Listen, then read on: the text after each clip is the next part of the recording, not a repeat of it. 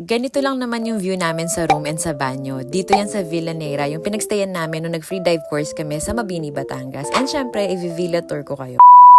So hi, ako si Ron, tamad ako pero ang sipag ko sa galaan. I'm Ron and I'm traveling to heal and nagpo-post ako ng mga travel experiences ko. And if gusto mo mapapanood yung ka-OA-yan ko and mga kwento ko, so follow mo ako.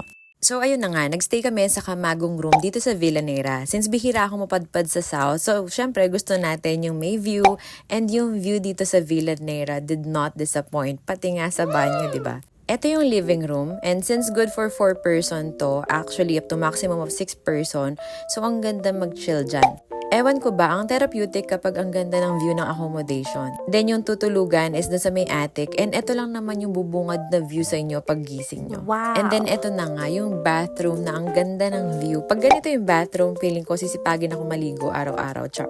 So merong yung bathtub na parang malaking palanggana, which is nagmamatch do sa vibes ng place. So kung sa ganito ka magbe-breakdown, parang ang cute mo pa rin. Tapos meron yung rain shower. So ayan, nagtry ako mag-emote-emote pero parang nalulunod-lunod pa ako. So, itong Camagong room is 5,600 pesos per night for 4 packs. So, tigo 1,400 lang kayo if apat kayo. If anim naman kayo, bali magiging tigo 1,100 lang per person per night.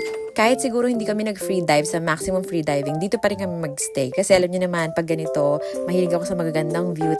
Lalo na yung ambience nitong Villa Neira is napaka-laid back. Aside dito sa Camagong room, meron din silang mga ibang available na room na pwede for 2 to 4 person or for 2 person, as low as 2,500 for 2 person.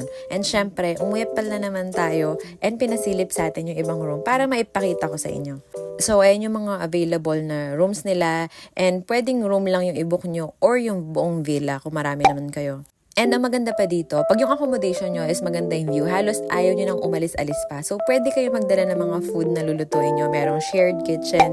Ayan, pati sa kitchen, tanaw mo yung view, merong ref dyan, may griller, and yung feeling na parang ang island girly, parang ganon. Pero alam mo na malapit lang naman sa Manila. And kaya ang ganda ng view kasi beachfront tong Villa Neira. Pag sinabi nilang beachfront, hindi sila nagbibiro. As in 21 steps lang, nasa beach ka na. Yes, binilang ko talaga. Ayan. And ang maganda dito, if bet nyo ng mga activities, nag-offer din sila ng island hopping, scuba diving, and syempre free diving. Sa kanila kami nag-take nung 2 days na intro to free diving course sa maximum free diving.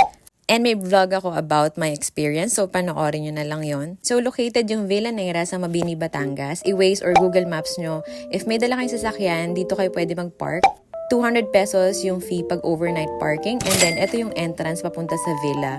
And pagpasok nyo dito sa door na to, para na kayo nasa island, villa, na laid back and homely yung feels. Parang ganon. And by the way, madalas nyo tinatanong if malakas ba yung internet connection. May free wifi sa villa, and yes, mabilis yung connection.